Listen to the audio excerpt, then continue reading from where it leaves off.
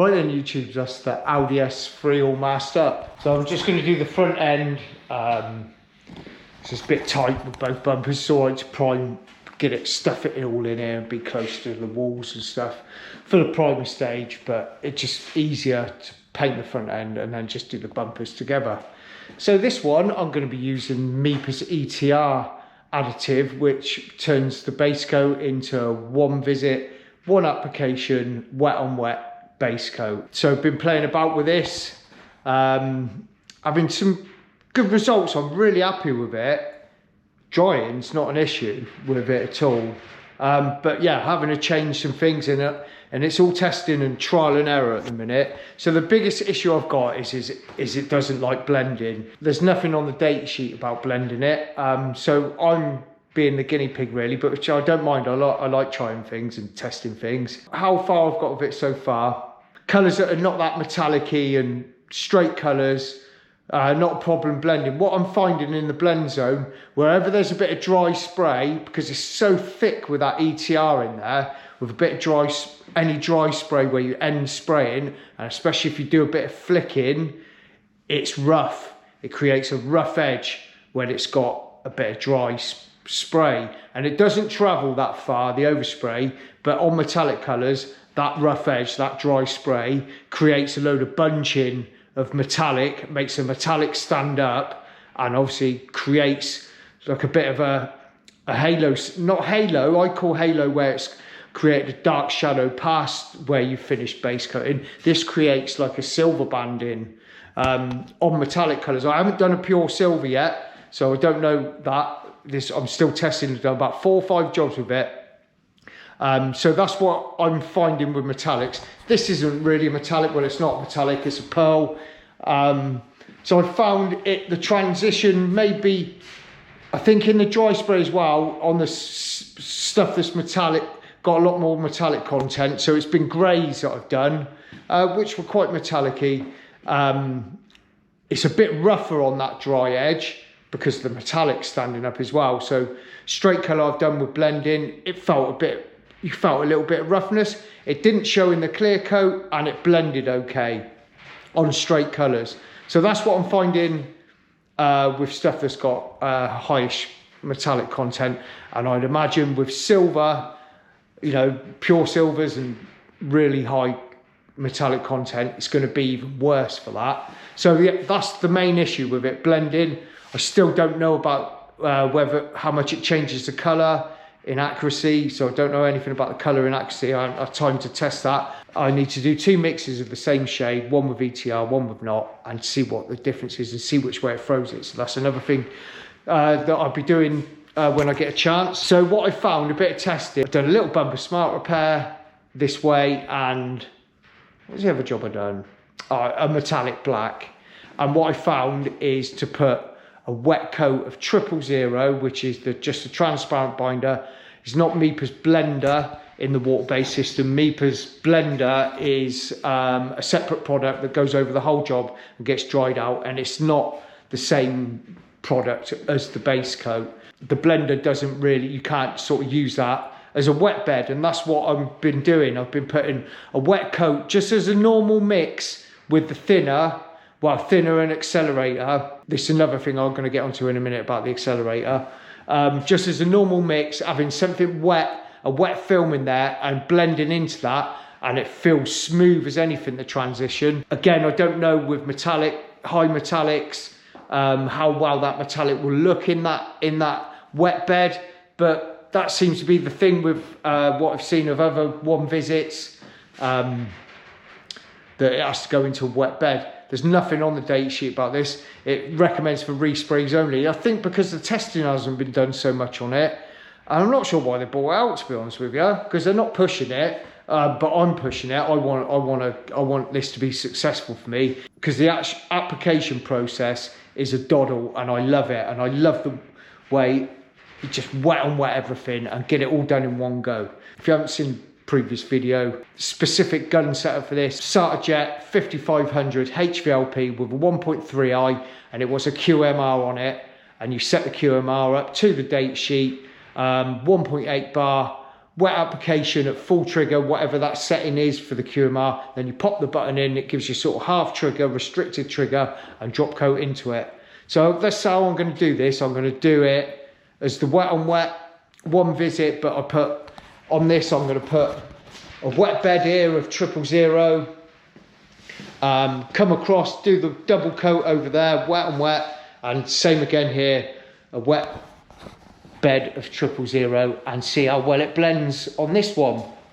So it's a bit tight on the blending, it's going to sort of creep in a little bit, maybe edge to edge at the top of the pillar there. So that's what I'm going to do. And another thing as well, and there is a revised data sheet which includes the ETR and some more information that I found with the ETR is times like this in the UK, humidity is an issue for water base, especially if you haven't got heat introduced into a spray room or spray booth. Humidity is an issue.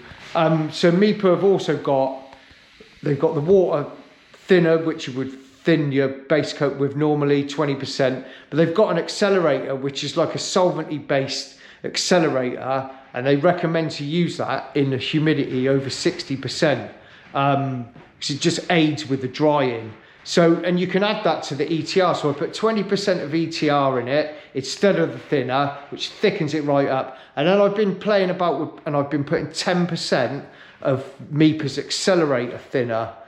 And drying has been fantastic with it. It's there, so it's got a solvent evaporation instead of a water evaporation. Because obviously if your air's got a lot of moisture in it, you're really going to struggle to dehydrate that water out of your water base coat. So that's another little option that MIPA have got. So that's what I'll be doing on this. I'll be putting 10% of the accelerator thinner in it, which it smells like alcohol based, so it makes it solventy. It probably, some of these auxiliary products that go on top don't quite meet the VOCs in this country, in the EU or in the UK. So they're there as an addition, but we all know for data sheet purposes, for these VOC limits and stuff like that, it has to have a certain amount of this and that to meet that criteria. Adding these other products, even it says with the ETR, it sends it over. It's a loophole, I suppose. That's what it is. Yeah, waffling on a bit here. So yeah, I'm just going to do it as one visit. I've also got a new dryer. So I use Sartjet air dry blowers. So I've got the stand for it now, and I've got another blower, so I've got two blowers on a stand. And that's what I've been doing. I've just been banging it all on wet, drop coating all in one go, let the overspray clear, do what I normally do, put it on a 45 degree bake cycle, so I'm economical on the gas. On that bake cycle, instead of me standing there blowing it by hand, I just set the stand up, and it's been drying quick as anything. Really speeds up everything for me. The paint application process, instead of drying them individual coats out, it's great. I love it. And the effect and everything has looked great in the base coat. No texture, no dieback, none of these things. I've done a few jobs with ETR, and then I've done it the traditional way, and I got dieback. So whether the ETR's again a bit more solventy based, so it's reducing that, but it does catch you out, the humidity, and sometimes I forget playing the game of watching temperatures and humidity, and it does get damp in my booth because we're quite, you know, if you're regular to my channel, I'm close to the outside elements, so damp air gets in here. So yeah, adding this accelerator to the mix. And again, with doing it as a standard mix, you can do a 50-50 mix with the water if you're doing it as a two-coat system, or you can do pure accelerator, which I do sometimes, but on a big job, the base coat, it goes a bit textury with the pure accelerator. So I do a 50-50 mix normally when I'm doing it as a two-coat system. So that's one thing to bear in mind. Well, on this system it is anyway, with humidity, it's the addition of the accelerator. So yeah, sorted out all the colour. I'm going to get the colour mixed, and yeah, we'll get some paint on there and see how well it goes on.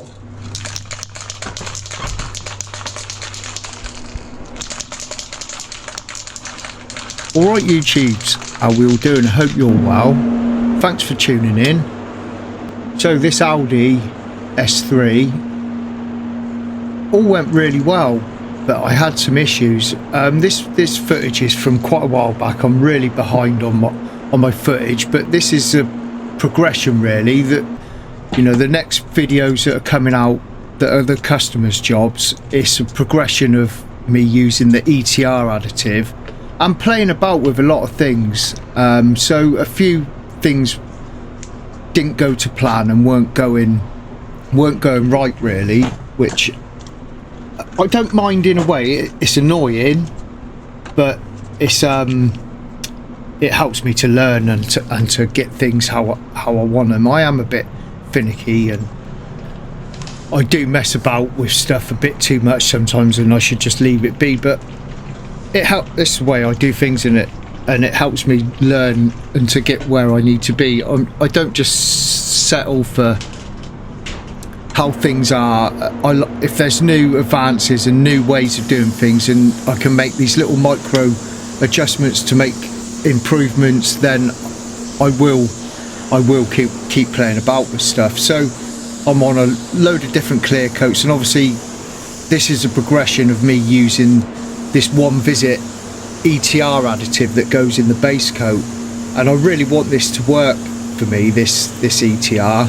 And I've said in the previous video that my first initial tests with it were a bit trial and error. I have to put it out there that I'm using this additive. I'm working with MIPA on this. This additive isn't a recommendation of theirs at the moment, and you can look on the data sheet with it as well. It's recommended for resprays only, and there's no real information on using it you know, in a way that you would use it in this type of environment with blending and stuff like that. It's recommended for resprays only on the data sheet, and says there's colour variation. So I have to put it out there, and MIPA have asked me to say this, that I don't recommend you using it. There's no backup with it at the moment because they don't recommend to use it.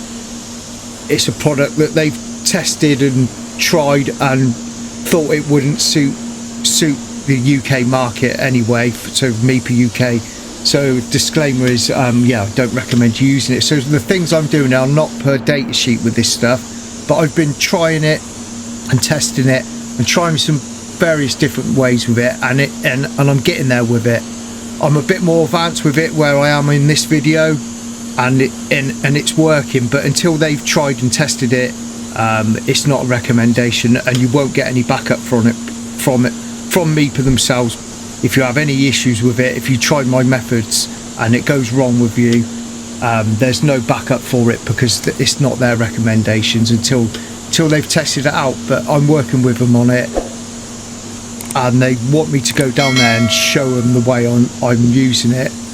So I've made some adjustments of my own with it, and it's working really well for me now. I'm a bit further ahead than what I am in this video with it.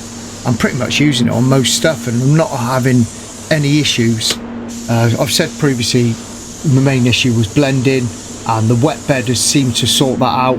And I'm adding, like I said earlier in this video, I'm adding some of the accelerator thinner in there, which these things are not per data sheet, so these are things I'm taking on my own back, but it's working for me.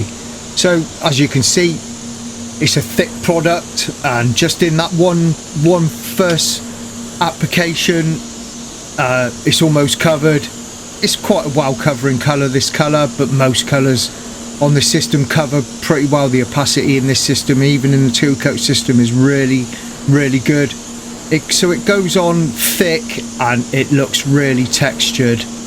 It really threw me when I first put it on there. It looks really textured, and it doesn't look nice at all. It's not a flowing wet film of base coat. It's a thick textured orange peely film of base coat, but you just need to get that on there wet and get that film even. Don't be scared of it. The stability is fantastic on it. I haven't had it run yet.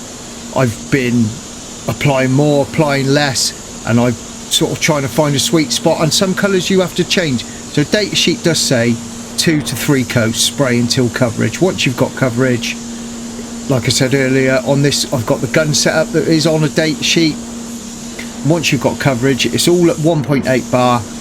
You put that QMR in, which I would say it gives you a half trigger, and drop coat into the wet film. This job, I learnt a little bit from it. You've got to be on your toes with these one visits, not just this MEPA one, but you've got to be on your toes with it a little bit. There's a lot to think about because it's all about keeping everything wet, and you need to get that drop coat in a wet film. So you sort of have to figure out where you're going to blend, where you're going to put some wet bed down and go straight into that with the base coat, and then work your way round. It's a double coat, so it's a wet on wet coat. That's enough coverage on most colours. I have had a colour where I've dried it out and I could still see through it, so I've had to just apply another double wet coat to it. I found if you try to just put a bit of, you know, just a single coat on there and not get that film even, it can look wrong and patchy and cloudy. So it is quite critical for that wet film. And if you know there's an area where you've put a load of base coat and you've moved on to another area and that starts drying off a little bit, it doesn't like taking the drop coat, so it's all about keeping it wet. And yeah, you've got to be on your toes. It's once you start base coating, you've got to go all out, all the way until you get it done and keep it all wet and get that drop coat in there wet, and it works fantastic like that. But I think it's the same with most of these single visits across the board. It's all about keeping it wet and getting that drop coat and everything wet all at the same time. So yeah, still learning, sort of work out where I'm going to blend, get that bit done, move on, get all the double coat on. If there's a blend on another area on the car, because every car and job's going to be different, the way you're going to colour it up and blend it and all that, so it's a bit of trial and error and you have to figure it out. But as you can see, that went down super quick. That is it, all the base coat done. And with this one, like I say, the additive in there, it makes the base coat look really thick and textured looking, but when that dries out, it is absolutely silky smooth. It's smoother than the two coat system. That's the thing with this MEPA, it is different to all other water bases I've used. When it's on there wet, it doesn't look right. Even with the two coat system, you're inclined to overload it on the two coat system because you think you've got to get an even wet film. But with that way, on the two coat way, once it dries out, it is silky smooth, and it's even smoother with this ETR. And I've eliminated some of the issues that I may have had with bit of drawback where the moisture hasn't been dehydrated out of it.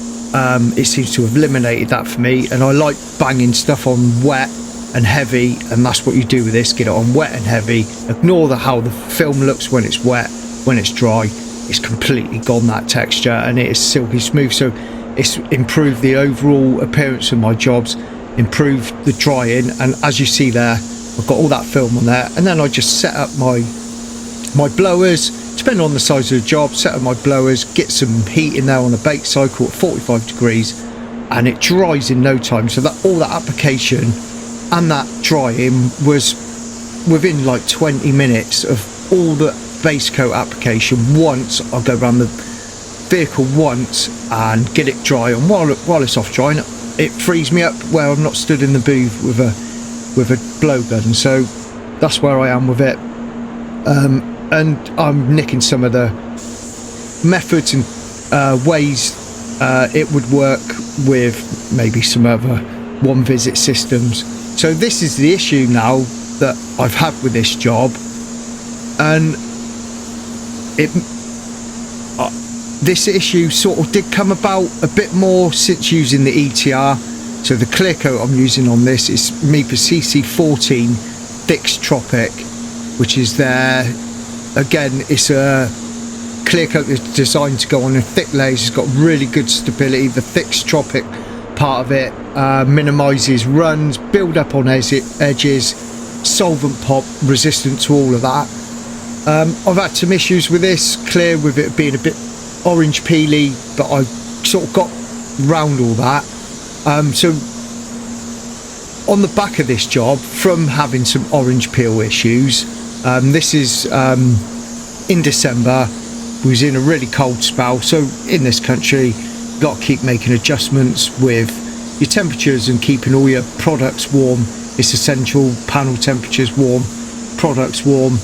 So I microwave clear, and I was microwaving the base coat a little bit as well, which I know I shouldn't be doing, but the 2-coat way and with other clear coats I haven't really seen an issue with it, but an issue got highlighted on this job, so I put first coat of clear on. And sometimes I found with this clear coat, it doesn't like you reapplying any bits over it, whether it's to do with the fixed tropic part of it, but there's like the overspray, the bounce back I call it, causes some craters and dimples around where you've reapplied, and they flow out a little bit, but not, I can see them sometimes, and I've had this issue, you know, a handful of times, but not all the time. It's been hit and miss where I've had this issue.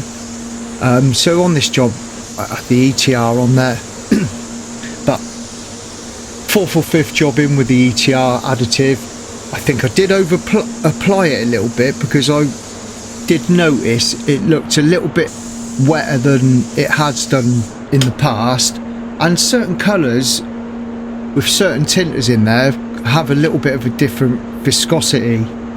So anyway, I put that first coat of clear on this and noticed like just micro holes everywhere, all over it, which sometimes when you put clear coat on, if it's not fully closed over,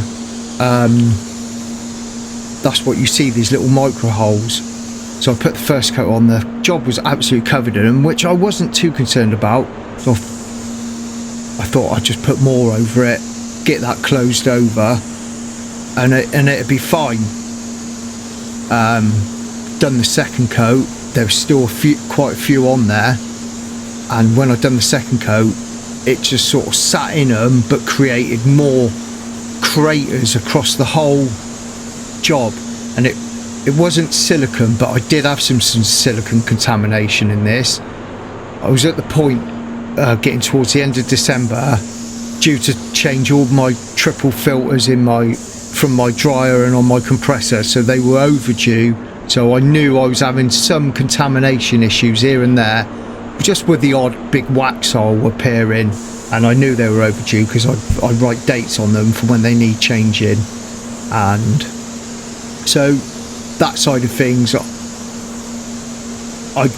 I expected a little bit due to the filters, but this was absolutely covered in these just small craters, and they weren't like a wax hole where no paint is sat on the contamination and built up around it. You can sort of tell a proper wax hole because the paint does not go over it unless you flood it out over it. But these were like dimples and craters in the film, but not right the way through. I put second coat on there, improved it a little bit, and I sort of went a bit heavier now, trying to combat this. And it's probably hard to see on the footage. Didn't look right at all. Really disappointing the way it looked. So I'm thinking, is this the ETI? Is this the clear coat? Is this my Sartjet X spray gun? Because I hadn't done very many jobs with CC14 with that spray gun, and whether the atomization with it or the way it sprays is causing what, like I say, I call it like a bounce back issue, where the overspray's pushing craters into the film and they're not flowing out. You see that in clear coat. If you blow bits in areas after you've finished applying it, it will create little dimples around where you put some more clear down, but they sort of just flow out. And you know, with this fixed tropic element of this clear coat, is it struggling to flow? All these things were you know, going through my mind. What could it be?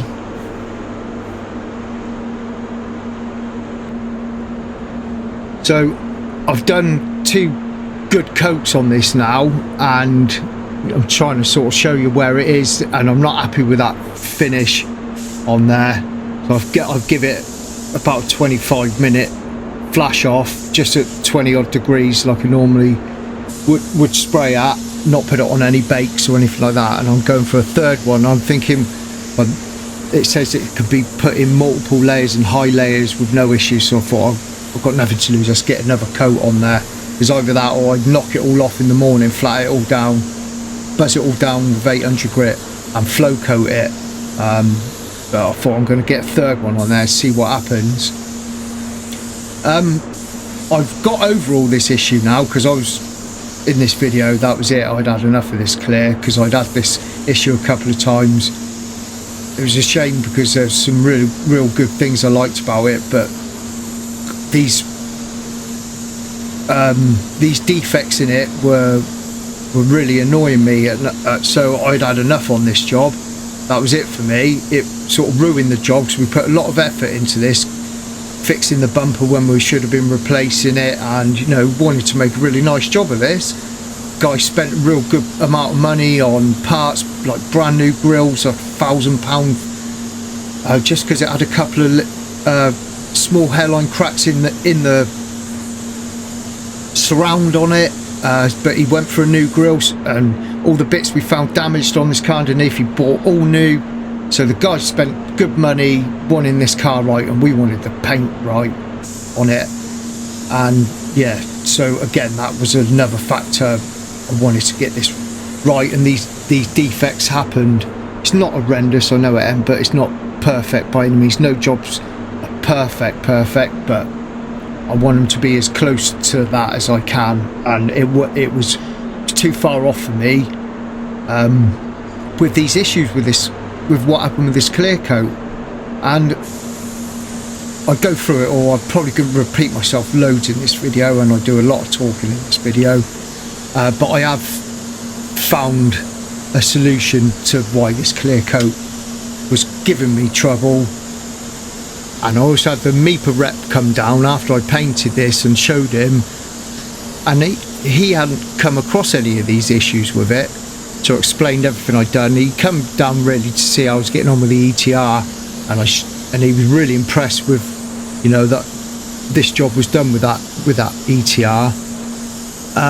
But I explained to him what I'd done, and I said I'd been microwaving it, and he said, oh, I wouldn't do it. He said, just get the cans warm, don't do it. He said, I'm sure that's going to be causing some issues with this, and it hasn't with other clears. So again, this is a different type of clear, so it's got different ingredients to what most standard clears would have. There's obviously this fixed tropic element of it is an additional ingredient in there, and you know, the clear looks different to any other clears because it's milky. It's not clear or yellow looking. It's completely milky.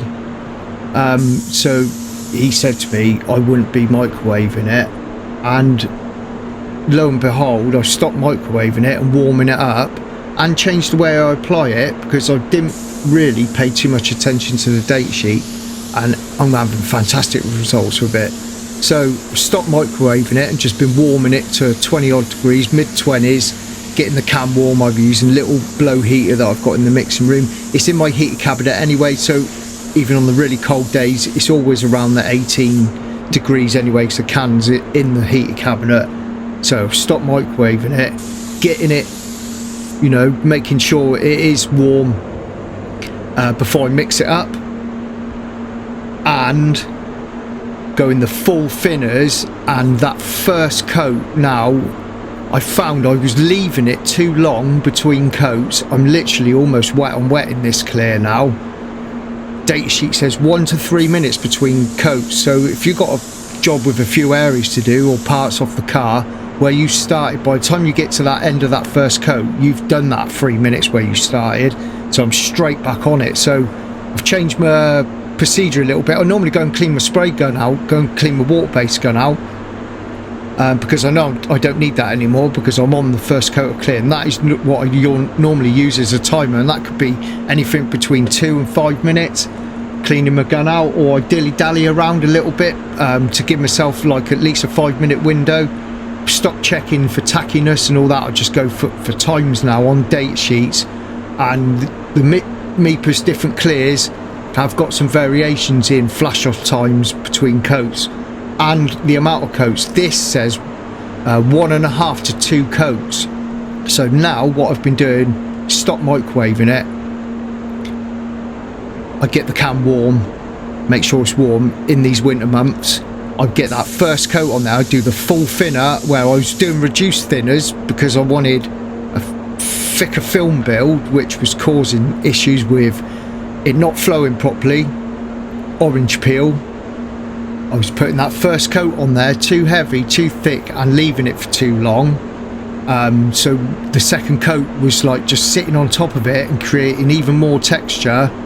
So now what I do is I get that first coat on there, super skinny, so almost like a half coat but closer. I go closer with the gun, faster, thinned, warmed, and I bump my pressure up over 2 bar now, 2.1 on that first coat, and get that on there, that first coat on there, as skinny, as flat as possible, and then literally a couple of minutes max, and then straight on with the second one, and it's coming out lovely.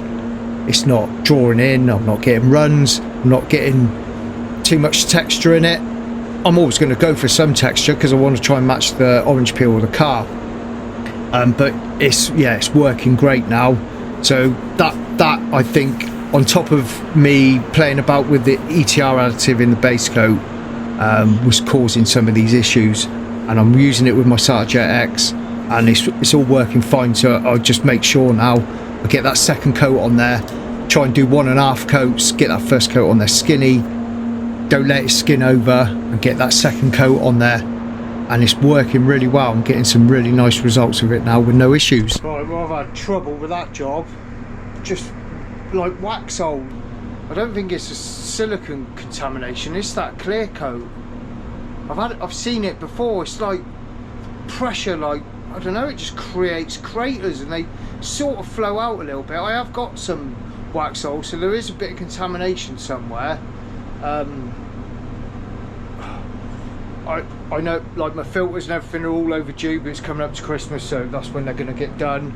So I'm getting the odd one, so I know that's causing the odd one, but it was covered, so that's 3 coats I've put on that now. And I'll give you a quick look. It's flooded it out just, but there's some bits.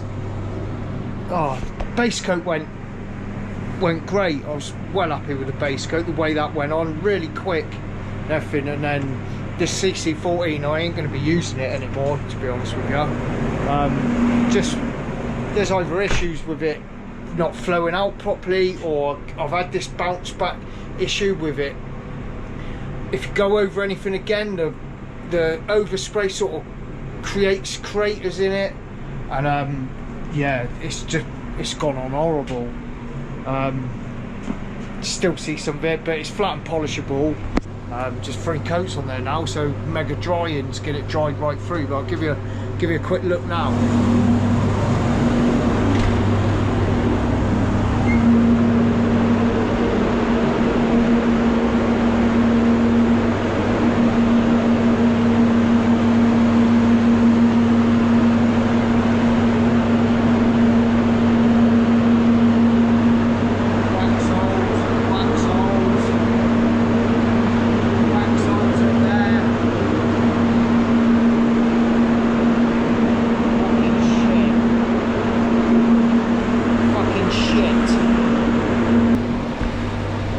Proper look in the morning, so I'm fucking fucked off with it now, I tell ya.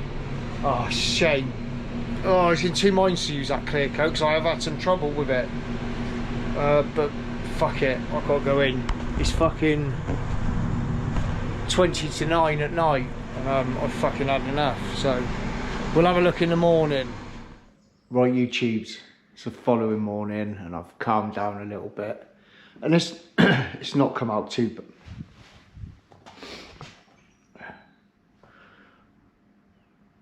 Right then, YouTube's following morning, and I've calmed down.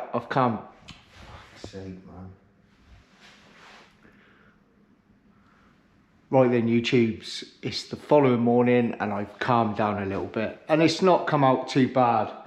I'm not happy with it. 100% happy with it. Well, I'm never 100% happy, but it could be better. That's what annoys me, and it's not a defect from any of the processes that I've done.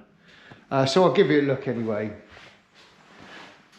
So it's flowed out a little bit, and this is what I'm on about. I don't know if it'll show on camera. I have got some contamination, and they're silicone holes. So I've got one there, and there's a couple on the front, and I'm going to dab them in and let them cure off. I'm going to mix a bit of clear up, dab them in, and then give this a bake.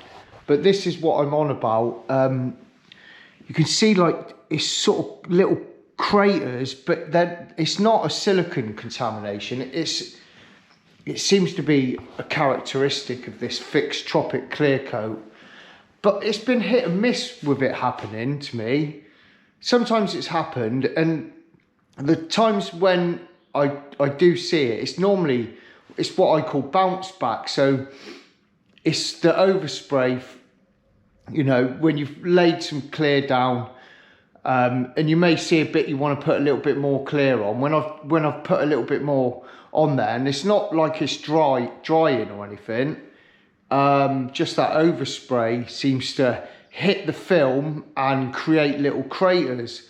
And it sort of does that with other clears in a way, but that flows, and this just doesn't seem to flow. And that's what the biggest issue with this clear is. When it's right, I love the finish you can get out of it, and you know, the fixed tropic part of it gives you confidence to put a nice amount of clear on.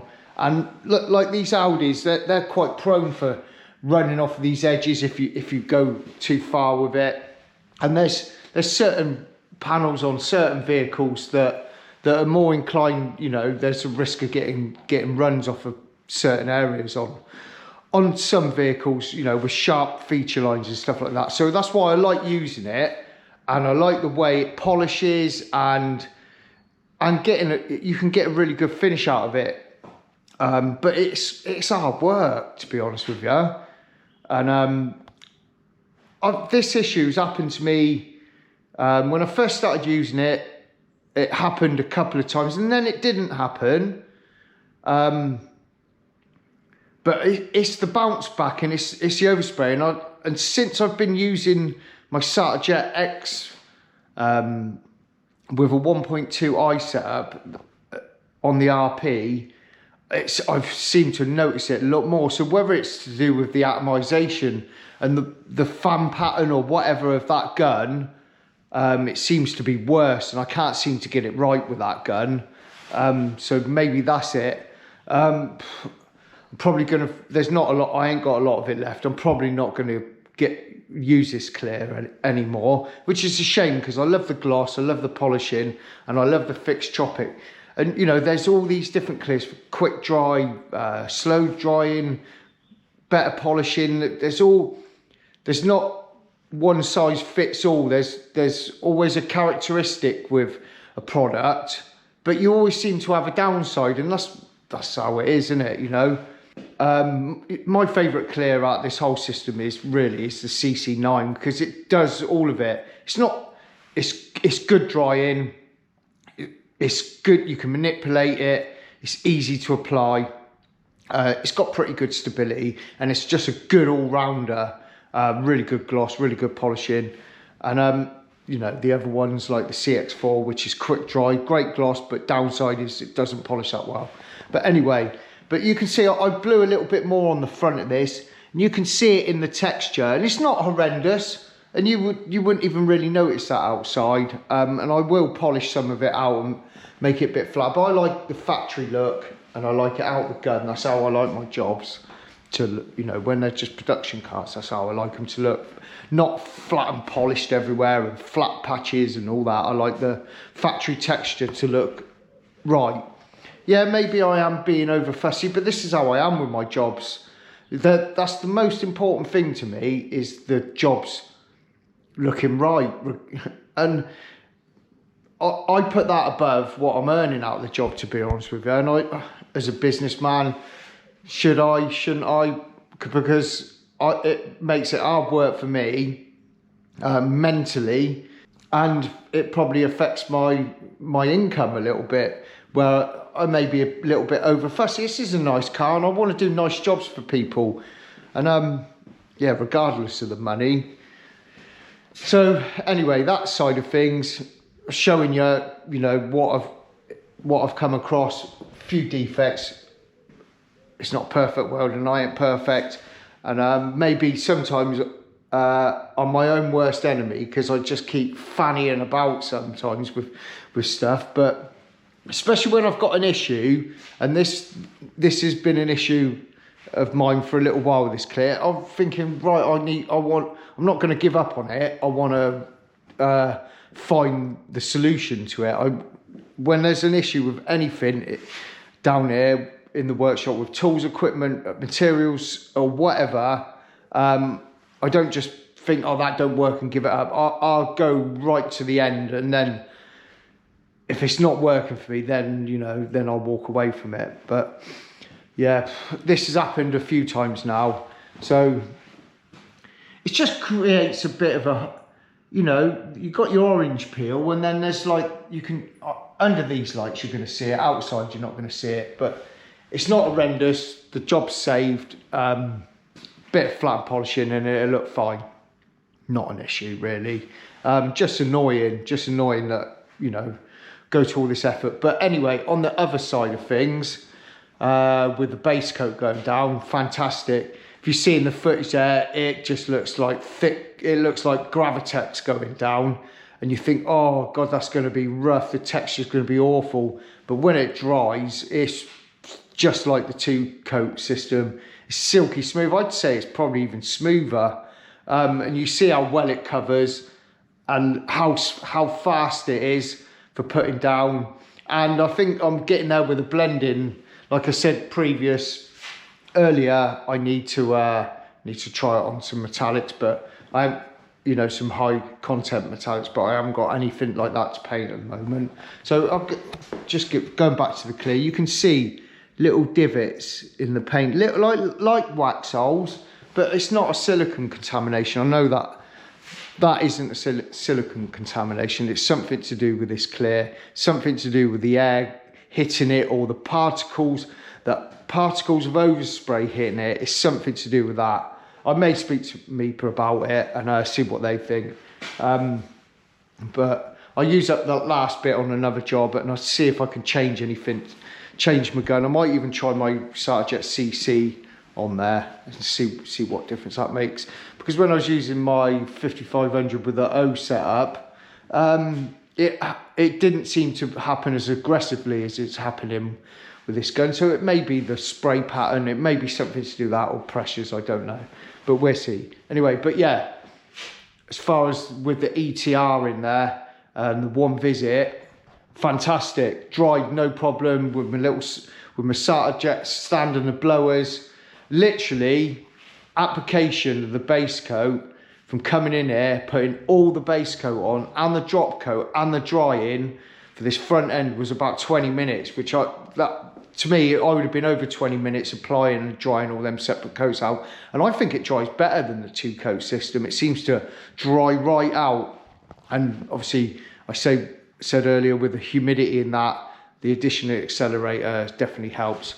So yeah, it's 3 coats of clear on this now. So I didn't really bake it. I give it a real low bake for an hour at about 30 degrees, just because I put that extra coat on.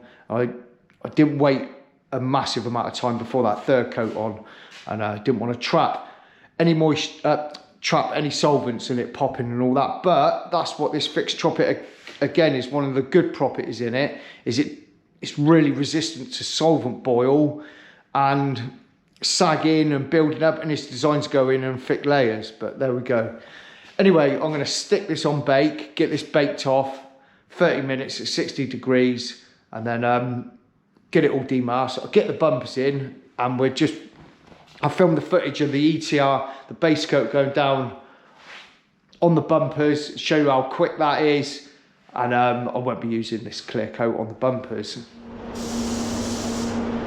So onto the bumpers now, and I got a lot better results than I did with the front end on on these bumpers. So I wet and wet it with the Meeper multi-filler. There's a wet and wet mixing ratio,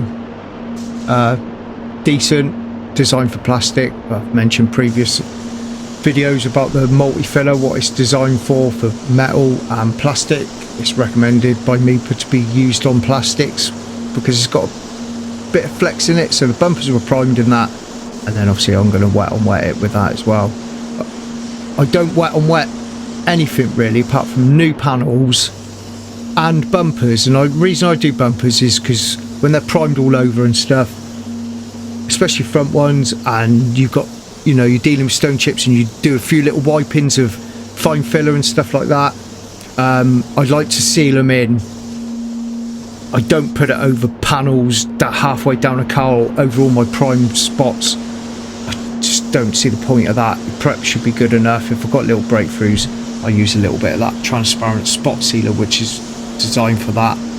But bumpers I will seal in because it just takes away, there's so many little corners that you can score or not quite finish your scratches properly in little edges. So if there's any little bits that have missed on bumpers, there's so many intricate little areas, I put a coat of wet and wet over that, over bumpers.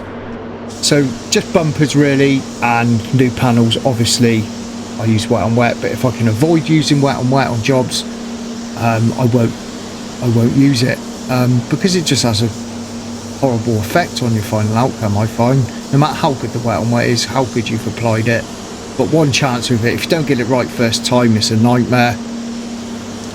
So yeah, I won't put it down the middles of panels. Your prep should be good enough, and you should have the right colour primer on there in the first place to not have to go banging loads of wet and wet over all your primed areas. So you can see another example of this ETR, how quick it is, how it works, just getting it all on. I would be going round those bumpers, let's work it out, wet and wet's one time around it. If I was doing 2 coat system, it'd be a half coat. I normally do a double coat, but it's supposed to be single coat, so that'd be 3 times around it. Then your drop coat, that's 4 times around it, and then 2 coats of clear coat, that's 6 times you would go around them panels applying product. Whereas with the one visit, you're putting the wet and wet on, 1 lot of base coat and 2 coats of clear. No brainer to me, works fantastic. It's that's the reason why it's there, for saving time and energy, and it dries out fantastic. I find it dries, even though it's all on in one go, and there's a bigger film build there with base coat, I find it dries really well. As long as you've got introduced heat and air movement, which you need for all water base to dry properly, you can't let it sit there and air dry. It won't happen. It will, but it'll be there for ages, and there's always a risk that there's still a bit of moisture trapped underneath that top skin. It may look dry and it may not be dried out, so you've got to dehydrate it with air movement. It's the only way, and it's the same with all water base. If you want to move on and get going on a job, I don't want to be hanging around. I'll work at getting it dry as quick as possible. So heat, air movement is what you need, and that's what you need for this. But you're drying it once, and you know, blowers on a stand, you can sort of go out and get on with other bits and bobs instead of being stood in there. But I do stand in there as well, blow in certain areas. The only thing I struggle with, my compressors, like a tandem piston compressor, so I do struggle with feeding those blowers with enough air.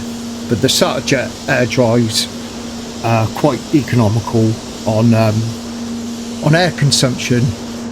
I don't use those blade type ones because they just seem to create loads of shit in the jobs, and they seem to skin over base coat. So it's essential to get this base coat dried out. You can tell when it's dried out, it's gone silky smooth, and you can just see that the bulk of that texture has all shrunk away and disappeared, and that's a good sign. And I've touched it, and I've even nibbed it, and it's fine. And I've even had a couple of like little bits, you know, that I've had to put a bit more base coat on, and I've thought, oh, have I got to apply all of this all again? But I've blown it in and fluffed it in, and it's not been an issue at all. And I found as well, I can do, if I've got some breakthroughs on a panel, some, you know, a bit of a variety in some shades from primer to the maybe a little bit of breakthrough of original primer, you know what I mean, where there's a few different shades of what you're trying to cover with your primer and the car colour and some breakthroughs. I've found it works where I can just fluff some of that base coat with the ETR in some spots, just dry that out with a gun, and then do the full wet on wet over the top of it, and it's not an issue. And I've blown in over the top of it where I've, you know, seen some bits of dirt or whatever in the job, and I've just blown in over the top of it, and that seems to work. And I was a bit worried about that, because I thought, you know, if you've got an issue with a job and you maybe have to nip something out, have I got to apply all that base coat again to get that film wet? But it seemed to work. So you could sort of use some of the 2-coat methods across it as well. And I like the fact that I've got the option of both, so it's really working for me at the moment. And I hope I can find some time soon. I've been so busy, we've been so busy at work. They've asked me to go up there. I'd love to go up there with Meeper and just go through the methods and the mixing and my application that I've been doing with this, go through it with them, so they sort of can see it in real time and see the results. And then hopefully if they're happy, they can do some tests to finalise it, and then if all that goes well, then hopefully they can put the procedures in place for the data sheet, and then it can be sort of pushed, because at the end of the day they won't warrant it if you're not doing stuff per data sheet. And we all know ourselves, we've got to bend the rules sometimes with it, with any products, not just this, with any products over any paint manufacturer. We have to adapt sometimes for those data sheets, but those data sheets are there to meet legislation and tick all the right boxes for that product to be out there, and for the warranty purposes. So they won't warrant it. If you go out and use this ETR at the moment, if you use it off of my back, like I say, I'm not endorsing this and I'm not recommending people to use it. You're not covered by it, because you know, they didn't want me to put footage out, and this is the agreement I've got with them. They're allowing me to put the footage out with it, but I'm not allowed to recommend it or advise you to use it, or for you to use any of my methods that I'm using with it at the moment, with the mixing of, you know, changing the mixing and adding the accelerator. There is information on the data sheet about it works in conjunction with accelerator, but my ratios are my testing and my trial and error, and it's not per data sheet, so you know, they're not recommending that you use it or my methods. So but hopefully we can get there. They're quite keen, and the Meeper rep has had a couple of goes with it, and he said he got good results with it. And it takes away some other issues that you can have with water base, with it not being dried out properly. This stuff seems to dry really well for what it is, and without repeating myself constantly, got to use air and heat to dry it out, and it dries out fine. So I think I'm going to leave it there. I've talked loads in this video. There's loads of me talking. I'll let you watch the rest of the application on the bumpers. I used the Meeper CX4, the fast dry, premium fast dry clear on these bumpers, and yeah, didn't have any of the issues, but I've overcome the issues with that clear coat now. That's the trouble with me putting old footage out there. It's a bit it's not in time with how I've moved on from it, but I've explained to you how I've now got over this issue, and yeah, I've moved on a little bit more with the base coat as well. But yeah, the Meeper CX4 clear coat, again, there's a completely different flash off time of that's 5 to 7 minutes. So yeah, I'm just trying to observe everything I can with all the different products that I'm using, so I get the best results that I can get. And you know, all these different clear coats and different products are for different situations. And being on my own, there's some jobs that hang around, there's some jobs that need to go out quick, so these products are there to cater for these different scenarios. And it'd be the same in a lot of body shops. Times and temperatures and all these different factors influence how you're going to get that job done out the door right first time. And we don't get it right first time all the time, and I don't just give up when something's not right. I'll push it to the end, and it's learning, isn't it? Always learning, constantly learning. I'm constantly adapting and making micro adjustments with procedures, and constantly looking. Things move on, materials change, new things come up, and I like to move with the times. Sometimes it's not beneficial, other times it is, but it's progression, and it's, you know, I want to keep progressing. Even at this late stage in my career, I want to keep progressing. I've been on this system now for a couple of years, and I use the whole system start to finish. And you know, there's going to be teething problems, and there's going to be some products that don't work, and there's going to be issues. And yeah, I like to get to the bottom of it, and get to the end, and then I can make my final decision whether I'm going to carry on using that product, whether I'm going to go back to an old product or tool or bit of equipment, or whether I'm going to look for something else. But new things come out, things change, and I love it. I love a new product. I love, you know, if not just with me per paint system, but with guns and all that. If something new comes out, we all love trying something new, because we all think, oh, it's good. That could improve. We've got an issue in an area with some element of the job. There'll be something that think, oh, I don't like that. I don't like that filler, whatever it is, and then something new comes out. And I like sticking with brands. If I've got good results with a brand, a product, not just on the paint side but the repair side as well, I use other products, and then when they may not work so well, but then you see a new product come out with one of your favourite brands, and you think, oh, gotta give that a go.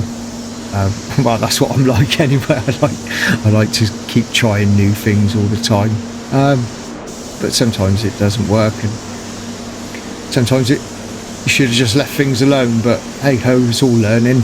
But there we go anyway. I just want to say a massive thanks for everyone watching. Sorry for my lack of content lately, it's a bit sporadic. I do my best to get content out. I like to edit the videos well, and give you as much information as possible. If you made it this far, fair play to you. If you're new to my channel and you like the content, I'd love my channel to grow, and I'd love to hit that 10,000 subscribers mark. So do us a massive favour. If you liked it, like it, comment, share and subscribe. It all helps with the algorithm to push my channel in the right places. And yeah, really appreciate each and every one of you. So thanks for watching. Take care and look after yourselves, and we'll see you again in the next one.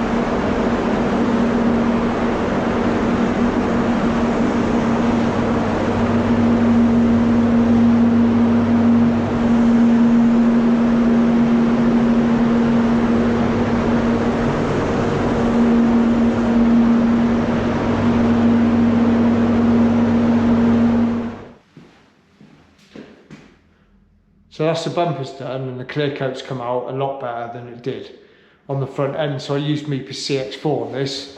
Partly a reason behind it anyway is like bumpers and stuff I normally do in the CX4 because it dries really fast, nice and hard, and when you've got to fit them all up and handle them loads, we can get on them quicker and there's no risk of it being soft or marking or chipping off easy. But went on nice clear coat that Meeper CX4 is. Simple, easy to use, really fast drying.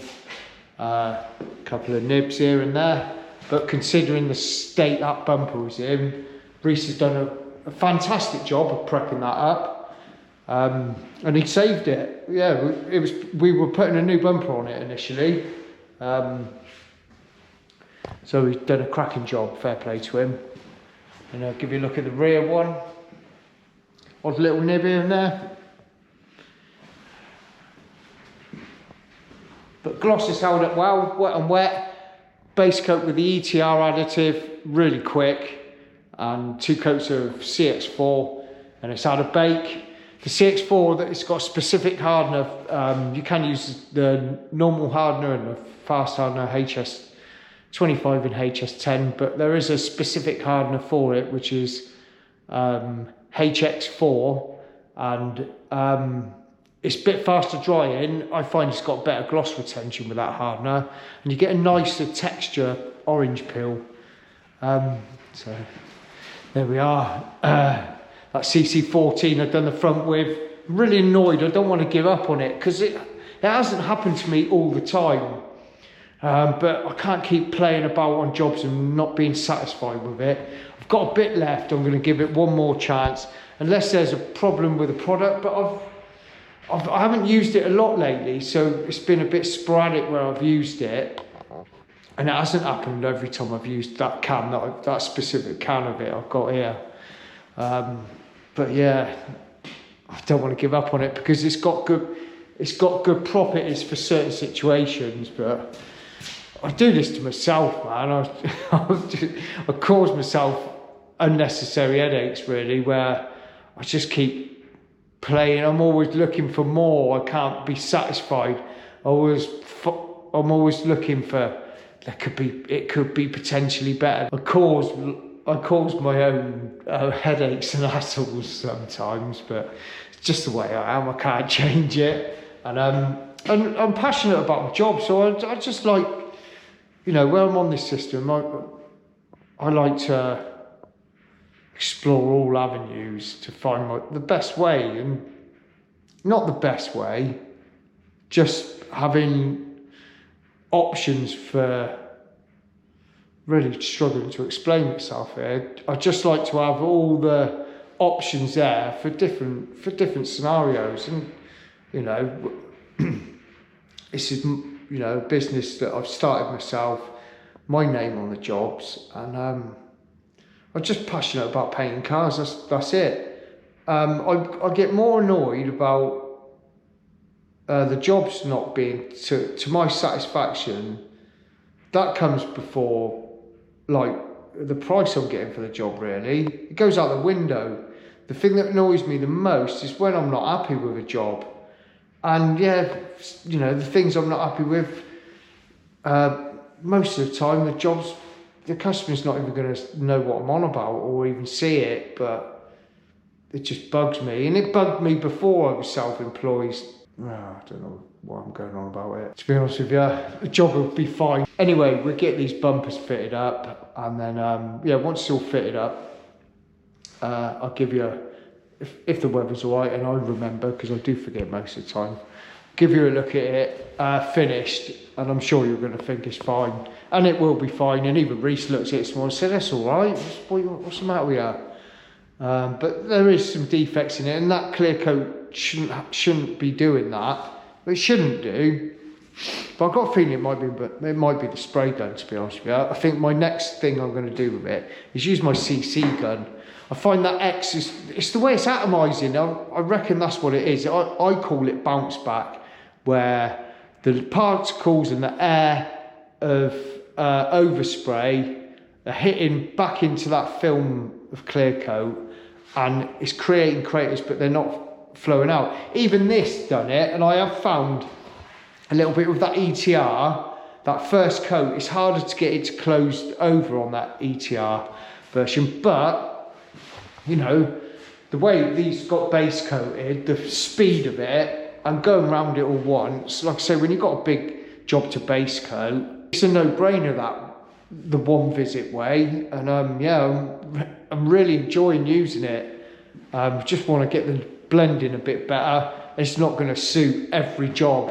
If you've got something that's tricky to blend and small, you want to keep it small, and it's tricky to blend, and those types of scenarios, then I'd go for the 2-coat option. So it's good to have both of them options here, really. But I've ordered more of it. I'll be doing more jobs with that ETR for definite, and yeah, see what else I can find out about it. Once I've got these bumpers fitted back up and all finished, I'll give you a final look outside. Right then, YouTubes, that's the Audi S3 all done and finished, and it's come out okay. Yeah, I had the issue with those sort of like wax holes, or they're not wax holes because it's not silicone contamination for definite. It's something going on with that clear, and they have flooded out. I still haven't pinpointed exactly what's causing it, and it has happened to me in the past, but it doesn't happen all the time, so I don't think it's contamination in the clear. Maybe sometimes you get batches of clear and stuff that can be contaminated from factory. It's not that, because I've used that same can and it hasn't happened. It does have a tendency to go a bit like that, where the stability side of it, the fixed tropics side of it, restricts flowing and stuff. So I need to go back to it and figure this out, because I don't want to give up on the clear, because it's great. It's got a real good, you know, real good gloss. It polishes absolutely fantastic. It gives you the confidence where it's got that stability. It's really good at matching OE finishes.